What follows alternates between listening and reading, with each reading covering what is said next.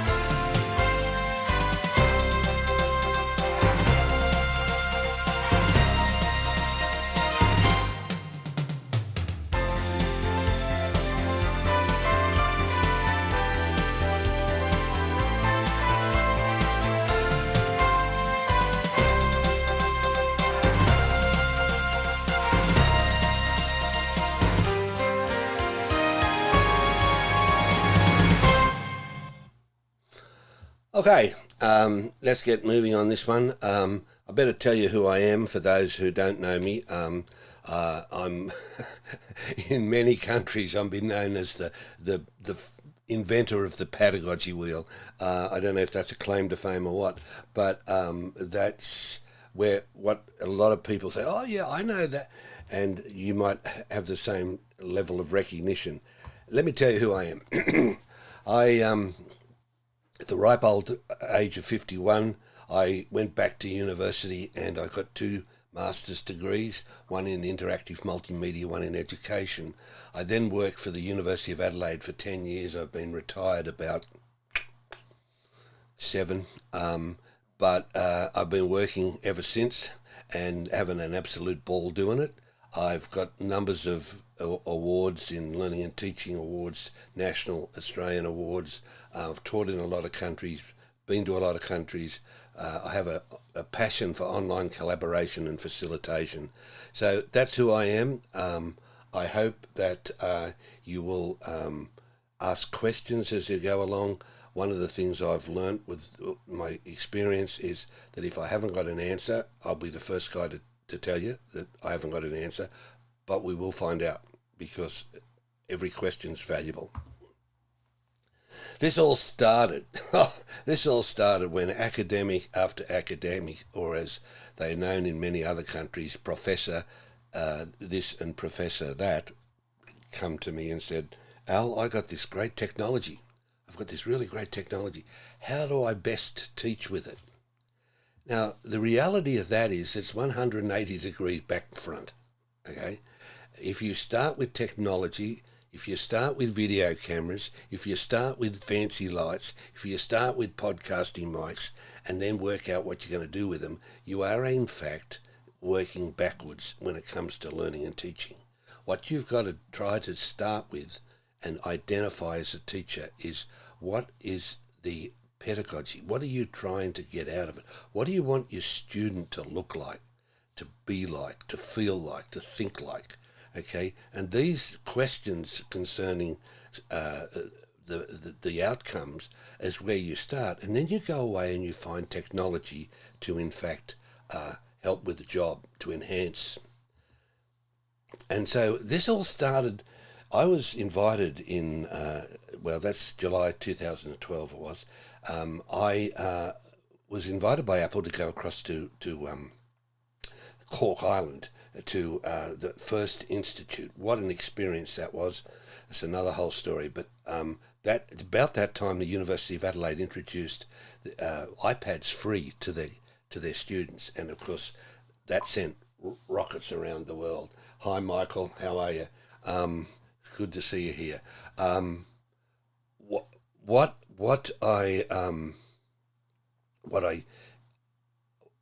we didn't realise is what an impact that would have on other universities. So when I do what Australians call a pub crawl, where you go from one pub to another drinking. Well, I do a university crawl when I go away, and I ask universities before and after the event that is getting me away, do they want to talk to me?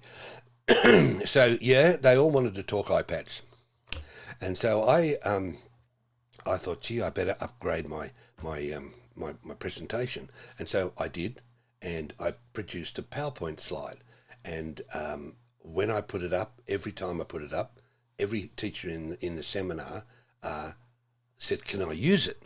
And I realised, well, I was onto something. And what I wanted to do was to try to show the teachers a process whereby they can make pedagogical teaching practice decisions, then go away and find technology to do the job. And I started with the backbone of education, of modern education, called Bloom's taxonomy. So if you're a teacher, trained teacher, you're smiling right now and say, I remember Bloom's, because it's instrumental, or it's part of the DNA of modern teaching. So I started there, and I was the first guy to put the apps, the iPad apps, around the outside of the wheel, and categorize them according to Bloom's taxonomy. And I thought, this is a great idea. I'm going to call it the Padagogy Wheel. Little did I know. And what you're about to see is a 1-minute introduction to the Padagogy Wheel. It moves very quickly, but when you apply for something for Apple, they ask you not for a paper, not for a podcast, or not whatever. They ask you for a 1 minute, not 1 minute and 10 seconds, but 1 minute introduction to what you're on about. So you're about to see one of my applications to go to various Apple events. It's called the Introduction to the Padagogy Wheel. It takes 1 minute.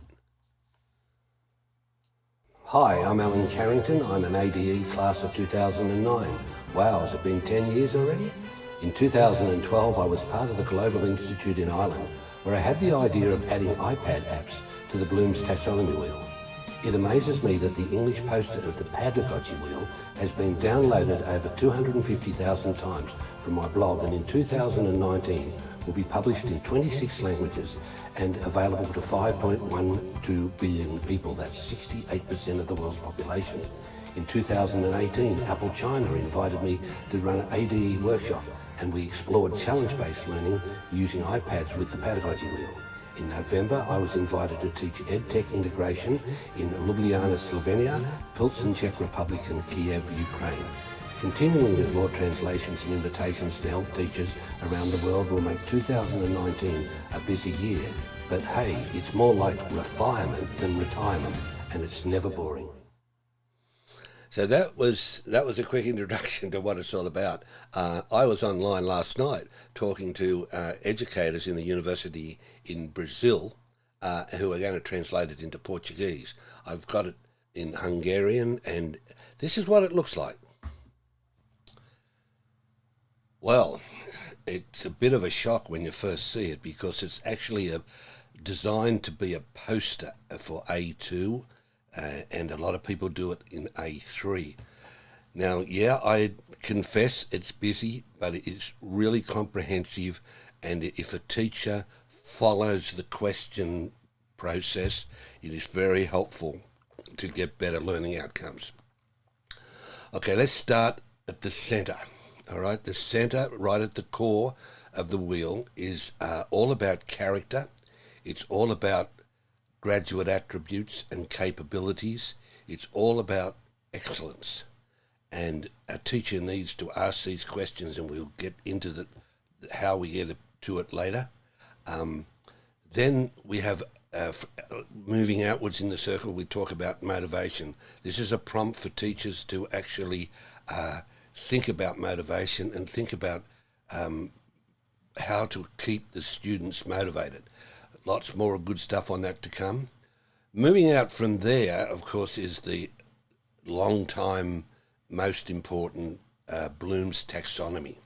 And Bloom's taxonomy here has got 6 segments, and it's moving from around the circle, is traditionally understood in cognitive domain, and they are all to do with the various aspects of moving a student to higher order thinking.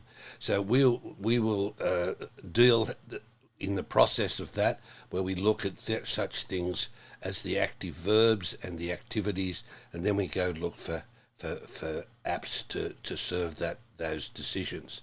From the outside circle is the one that is really important, though it's really hard to try to communicate this visually on a poster. But that's all about SAMR model. That's all about substitution, augmentation, modification, and redefinition.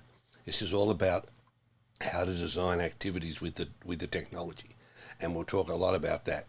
Now, on the outside, of course, there's really important information.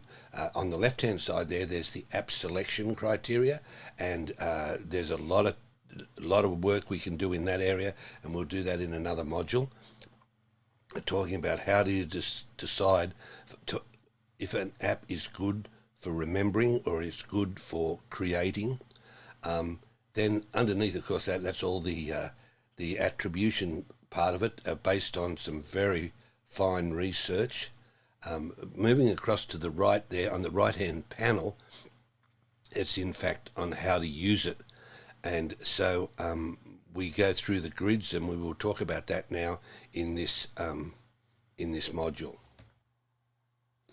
Okay, that was a quick introduction to the components of the poster. As I said, I've had numerous requests from all over the world, in particularly in the USA, for school districts to publish it on big posters, on A2, A3 posters, and put them up in all their teaching areas. I have no idea how many copies of the Padagogy Wheel there are out there anymore. I would probably say 500,000. But these guys are the most awesome collaborative friends and colleagues. Johnny in China is a leading online educator. In fact, all of them are in the top of the heap. Great people, and we've had some great times, and there's some great workshops ahead now that I can master eCam, and it doesn't matter about the COVID. We can get around that now. So let me just start to move through it. The learning outcomes, how many modules are going to do? I don't know, probably about 10. This is just the intro module. But we want to work through these outcomes. We want to notice I've starting to use the Bloom's taxonomy to actually write the outcomes of the modules, and I strongly recommend you think Bloom's taxonomy when you're trying to work out what you want to do with your eCam lives. You want to entertain them, that's good, that's valid, right? But you want to educate, this is where you start. Okay, so and we as I said previously, we're going to talk about the mindset grids. We're going to talk about how to develop curriculum. We're going to talk about how to improve the outcomes, how to choose the apps, and so on. So this is a statement from a online educational blog of high reputation, right? The Pedagogy Wheel visual places the idea of motivation and capabilities at the centre, which gets at one of its more compelling characteristics as a model. The meshing of technology, thinking and student motivation. Many of the failures in EdTech are failures in EdTech integration, and frameworks like the Pedagogy Wheel attempt to clarify the relationship between big picture elements. Seeing the pieces, tablets, apps, learning goals, cognitive actions, etc., and how they work together is everything. Without that vision, any bit of EdTech is limp and lifeless. And that is really something you as a teacher, especially if you're making technology decisions for universities and colleges and stuff, you better think about. How does it integrate, and what decisions do you make based on teaching practice? Okay, there's 5 grids, and we will work in modules all the way through this. We might have more than one, but there's at least 5 we're going to do. One of them is the attributes. This is really fascinating. I'm going to touch on that. I'm going to touch on all of these quickly, but we can dig deeper. We've had numbers of academics say to me, good grief, you can do a master's degree in this stuff. And after we all laugh for a little bit, I have to confess and say we've got at least 2, one in China and one in Europe, who are doing their PhD with this. So, how deep we go is really up to the needs of the people in the workshop or the seminar or webinar. So that's what we're going to do. These attributes, right, the core of the learning design, you've got to constantly revisit things like ethics, responsibility and citizenship. And you say to yourself, I haven't got time to think about that. That's not the job of a coal-faced teacher. Wrong. You're wrong. And you've got to stop and think, well, why do I need to think about attributes? Why do I have to think about these things? Well, let's have a look at this. The big aha come for me about this area of attributes and employable capabilities was when I had a professor turn up at the University of Adelaide and start talking about the outcome of a 23-year research project into business and what they thought about what they wanted out of university graduates. And here is none other than Jack Ma. And Jack Ma, for those who don't know, is probably the richest person in China. He's an amazing guy. He runs Alibaba, owns Alibaba, I think is a better way of saying it. But here's a question, only 3 minutes, guys, a question out of his economic forum in 2018. He was a teacher, but listen to what he says about what he wants to develop in his people. Hi, I'm Iman from Global Shapers Jakarta Hub. How does your experience of being a teacher influence how you run the business today? And do you have any message for those who are working in education space? Thank you. How does your experience of being a teacher in early days influence how you run the business today? Yeah. Let me tell you one thing. I never thought I could be a CEO. I never thought later I'd become a good CEO. One of the things I learned is from teachers. As a teacher, very important character of a teacher is the teacher always expects his students better. I want this student to become a banker, that student to become a mayor, that guy is a scientist. This is all teachers want. If you don't have this kind of thinking, it's a terrible teacher. A good teacher always wants the other people better. You don't want this teacher in jail, that teacher is bankrupt, that teacher is, you know. So as a CEO, I trained myself I always want those people join the company do better than they thought.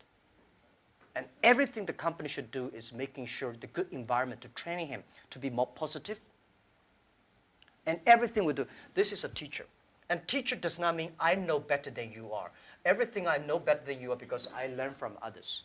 So a teacher should learn all the time. A teacher should share all the time. A teacher should always expect the other people better than you are. And by the way, education, it's a big challenge now. If we do not change the way we teach, 30 years later we'll be in trouble. Because the way we teach, the thing we teach our kids are the things the past 200 years is knowledge-based. And we cannot teach our kids to compete with machine who is smarter.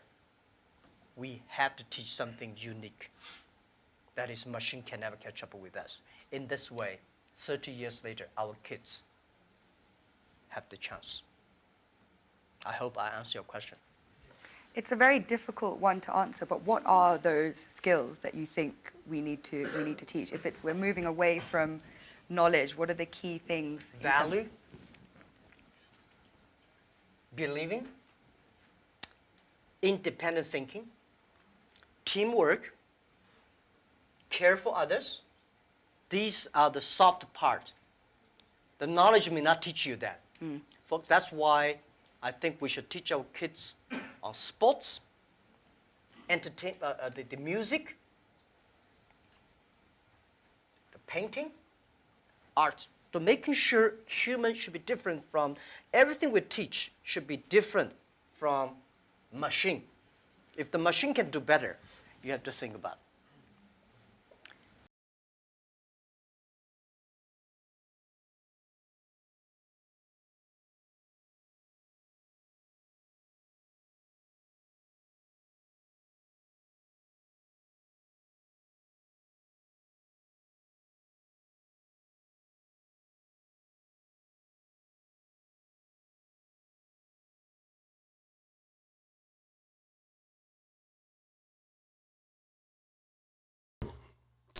All right, so moving on, we from the attributes, we now go. Yeah, hang on, Mike. I'm going to try that. How does that work? Yeah, you're absolutely right, Michael.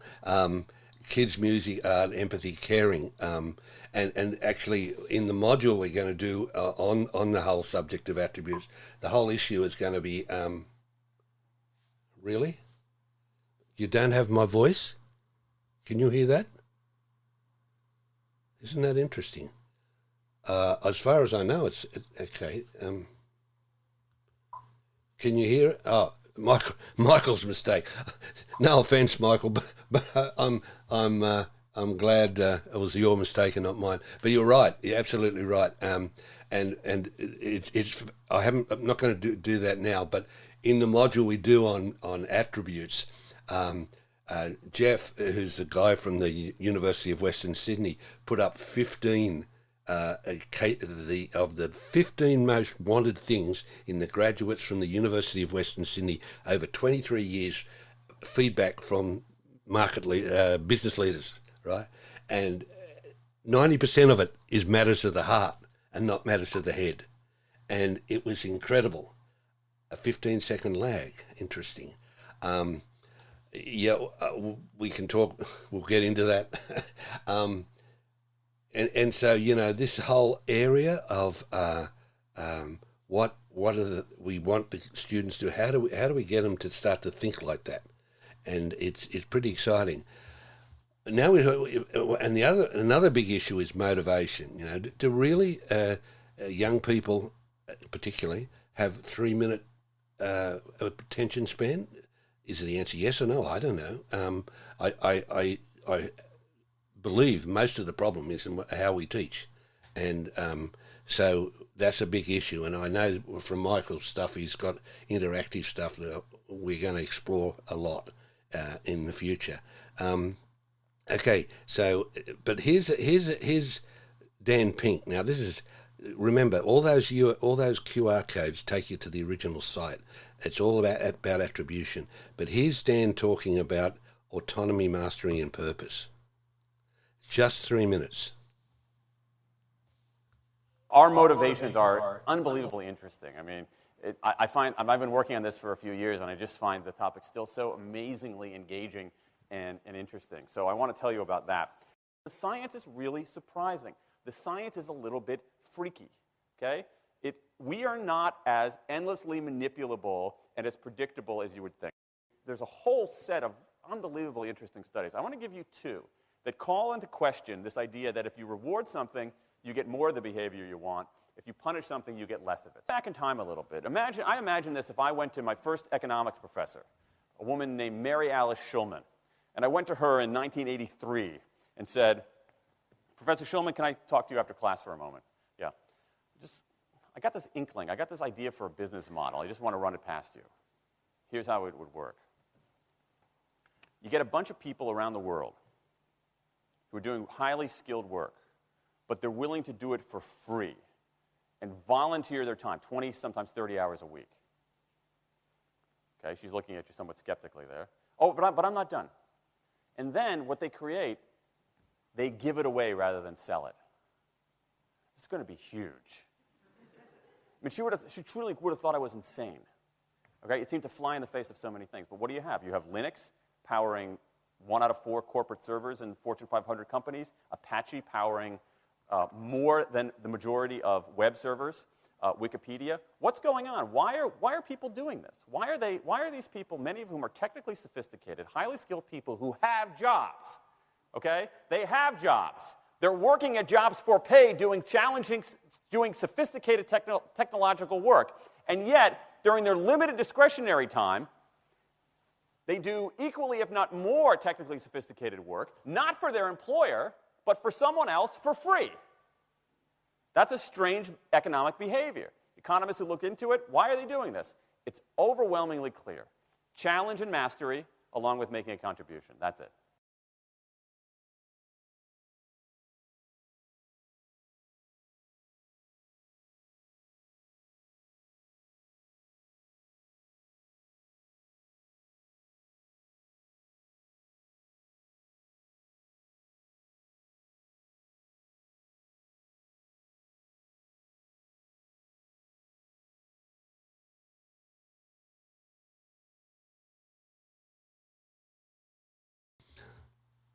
Of course, then there's Bloom's, and if you're deep into Bloom's, this could be a touch boring, but I've looked at this introduction video for so long. It's only a few minutes, but this is Bloom's taxonomy, and it's said very well.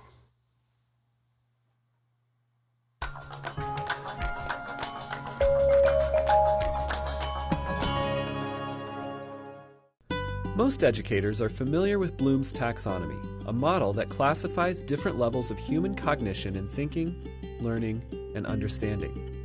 As a teacher, you've likely used this taxonomy to guide the development of curriculum, assessments, and instructional strategies. But how is this model affected in an age of digital technology, and how might it influence your instructional design? Let's take a step back. Bloom's taxonomy was created in the 1950s by educational psychologist Benjamin Bloom and his colleagues. The 3 lower levels, knowledge, comprehension, and application, are more basic levels of cognition, also called lower-order thinking skills. This would include concrete thinking, memorization, and understanding. The 3 upper levels, analysis, synthesis, and evaluation, referred to as higher-order thinking skills, include abstract, critical, metacognitive, and creative thinking. Some have likened the model to a mountain or a stairway, where teachers set learning objectives and design learning experiences to guide students to higher levels of thinking. The taxonomy has become an important model for structuring students' learning processes. In the 1990s, Bloom's taxonomy was updated by a group led by David Krathwohl, one of the original authors, and Lauren Anderson, a former student of Bloom's. To make the model relevant to 21st century learning, one of their main changes was updating the nouns associated with each level to action-oriented verbs. This differentiation positions thinking as an action-based process rather than one of passive acquisition. For example, knowledge was replaced with remember, analysis was changed to analyze, and so on. They also reordered the last 2 steps. Evaluation, which was previously at the top, was moved down, and creating, formerly synthesis, was moved to the top. With this framing, educators have several different verbs, questions, and instructional strategies associated with each level. In recent years, there have been many iterations and metaphors for Bloom's taxonomy, including an orange, where the 6 levels are distributed more equally, moving cogs, representing an interworking system in which creation is dependent upon all of the other aspects, or a flipped pyramid illustrating an emphasis on higher order thinking skills. But in thinking about how technology affects this model, consider it as Bloom's digital taxonomy.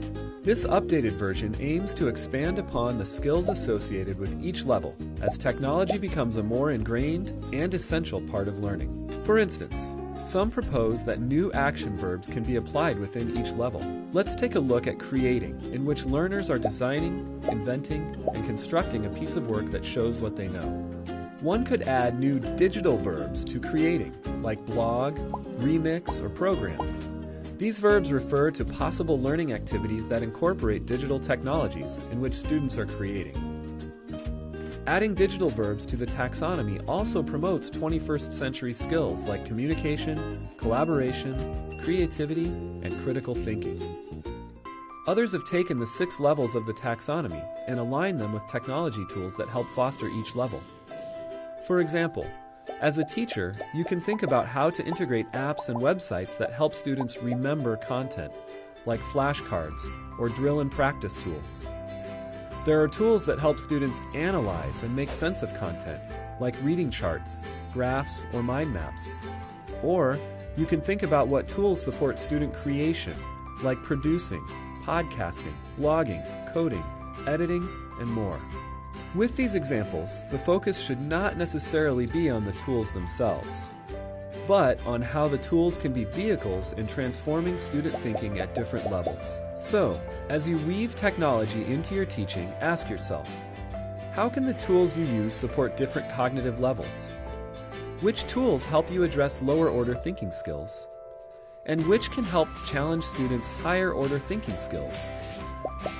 Consider how Bloom's digital taxonomy can help you identify ways to design technology-rich learning experiences for your students.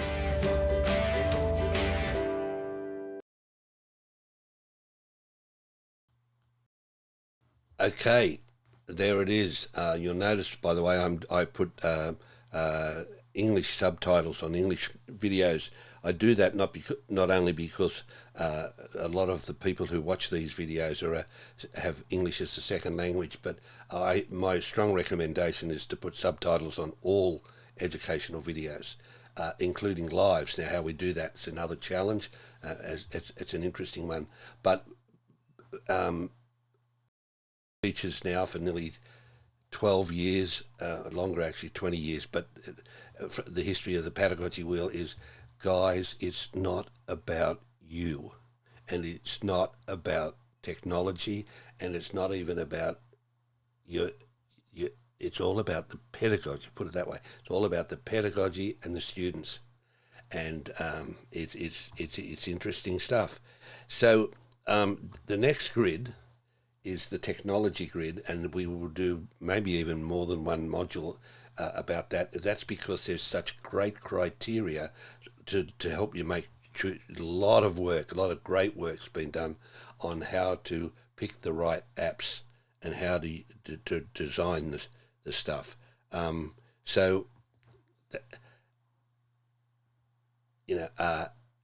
App selection. You got to choose, and you got to choose why. So you got to run every choice of an app through the grids of the Pedagogy Wheel. Makes a lot of okay. All right. Thanks, Michael, for that. That's very helpful. It's probably a practice. Can you hear me now? Just give me a thumbs up or something. Okay. Interesting. I wonder what's causing that. And I appreciate the feedback. Anyway, choose wisely. The final thing is the SAMR grid, and that's all about how you choose the activities, or how you design the activities. You can still have great objectives. You can still be thinking about motivation. you can pick great apps, but you've still got to design your activities in such a way that you have them redefining the task, and that's what SAMR's all about. So that's what we're going to be talking about over the 5, maybe even 8, 10 modules over the coming weeks. I hope you've learned something about it. Contact me by all means. I appreciate Michael's input here in this live, and I'll talk to him more when we finish to find out what I'm doing wrong. But this is the first time I've put this out here in this format, and I'm looking forward to student or learner feedback as you guys watch this. That's my email address, and of course, please subscribe to my Designing Outcomes Facebook page, and thank you for being here today.